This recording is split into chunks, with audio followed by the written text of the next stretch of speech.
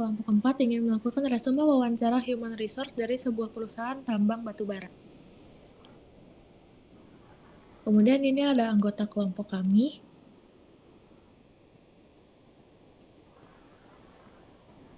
Sekarang ada latar belakang HR yang kami wawancarai. Beliau bekerja di PTA yang bekerja di rekrutmen dan talenta. Beliau lulus S1 Atmajaya dan S2 Unpad jurusan psikologi. Sebelumnya beliau bekerja di PT Siemens Indonesia dan Garuda Food. PTA adalah perusahaan tambang batubara berusia 32 tahun yang kini merambah energi terbarukan, berfokus pada produksi batubara konvensional dan energi terbarukan. Peran HR penting untuk rekrutmen sesuai nilai perusahaan, yaitu nilai IMOR yang menjadi panduan dalam rekrutmen agar sejalan dengan budaya perusahaan, yang penting untuk perkembangan sesuai visi dan misi. Bagian 1 merupakan perkembangan individual dalam organisasi. Bagaimana perusahaan mendukung individual karyawan? PTA merupakan perusahaan memiliki institut di bawah HR dan pengembangan orang yang mengelola karakter dan soft skill karyawan. Kemudian ada job goal atau job evaluation. Program selanjutnya adalah job goal yang diadakan setiap awal tahun dan di akhir tahun diadakan job evaluation. Jika ada karyawan yang bekerja dengan baik, akan diberi kesempatan untuk mengajar di perusahaan yang membutuhkan. Seberapa penting sih peran mentoring atau coaching dalam proses pengembangan karyawan di perusahaan tersebut? Menurut HR di perusahaan tersebut, mentoring dan coaching sangat diperlukan untuk meneruskan kinerja karyawan lama ke baru.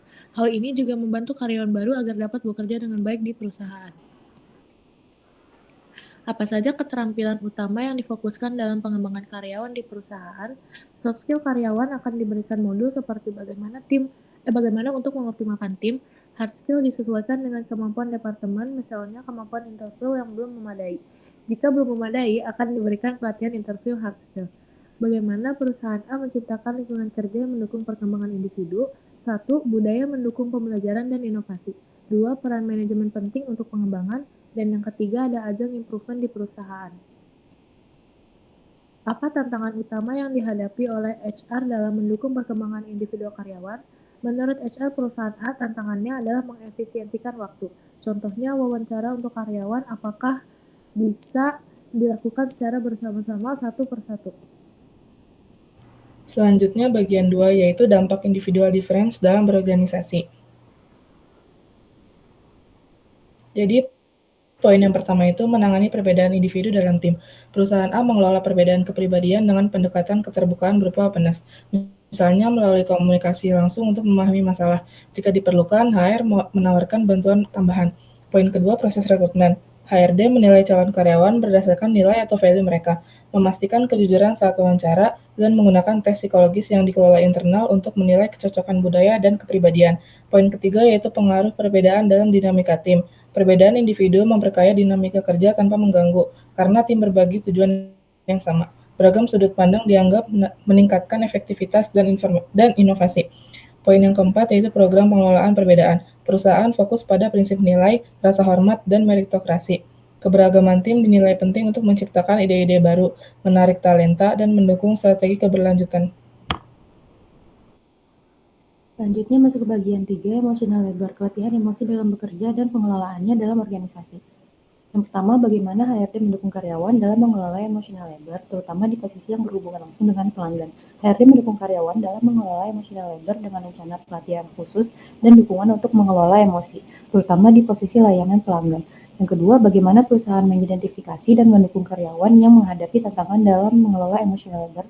Program pendukung kesehatan mental tersebut akan direncanakan untuk tahun depan. HRD mengukur dampak emotional labor melalui evaluasi kinerja dan hubungan atasan bawahan. Tiga, bagaimana HRD mengukur dampak emotional labor terhadap kinerja karyawan di sektor layanan atau customer service. HRD mengukur dampak emotional labor melalui evaluasi kinerja dan hubungan atasan bawahan, serta program job evaluation.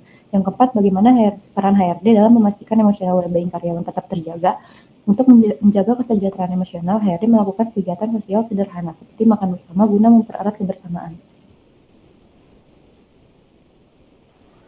Oke, selanjutnya kita masuk ke bagian 4 yang membahas strategi rekrutmen dan seleksi yang berkaitan dengan perkembangan dan perbedaan individu.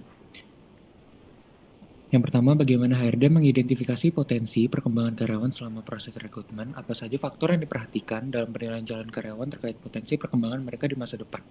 Terkait dengan potensi ketika interview, saya akan melihat bagaimana daya tangkap dia selama interview, bagaimana energi dia, bagaimana cara menjelaskan struktur atau tidak, bagaimana dia melihat suatu persoalan bisa kolaboratif atau tidak, cara dia menyelesaikan permasalahan, dan jika berbicara tidak yang terbata-bata.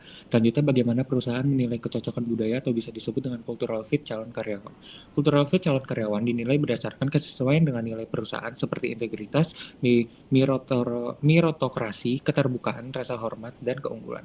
Dalam wawancara, kami fokus pada bagaimana mereka bekerja dengan baik, menyelesaikan tugas tepat waktu, dan percaya diri dengan hasil kerjanya.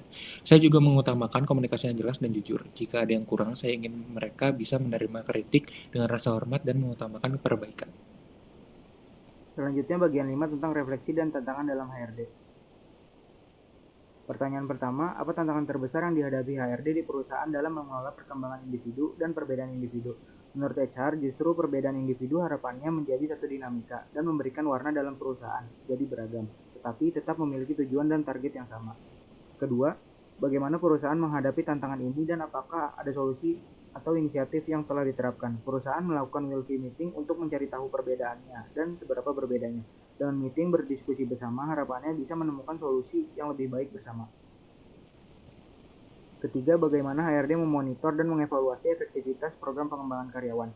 Perusahaan A menerapkan performance evaluasi setiap tahun untuk menilai kinerja karyawan. Di tengah tahun juga dilakukan evaluasi, melihat targetnya sesuai atau tidak. Jika tidak sesuai, maka akan dievaluasi apa yang dibutuhkan, apa yang ke konseling atau training atau tambahan tim.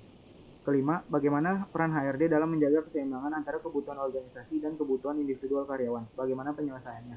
HRD memberi contoh di perusahaannya pernah terjadi hal tersebut. Ada karyawan, anaknya sakit, sementara dia harus bekerja. Solusinya, karyawan tersebut membuat surat izin dan tidak masuk yang dikirimkan ke perusahaan.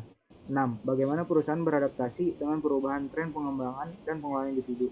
HRD memberi contoh, dulu wawancara hanya dilakukan secara offline, namun semenjak COVID-19, wawancara bisa diadakan secara online hingga sampai sekarang. Terima kasih.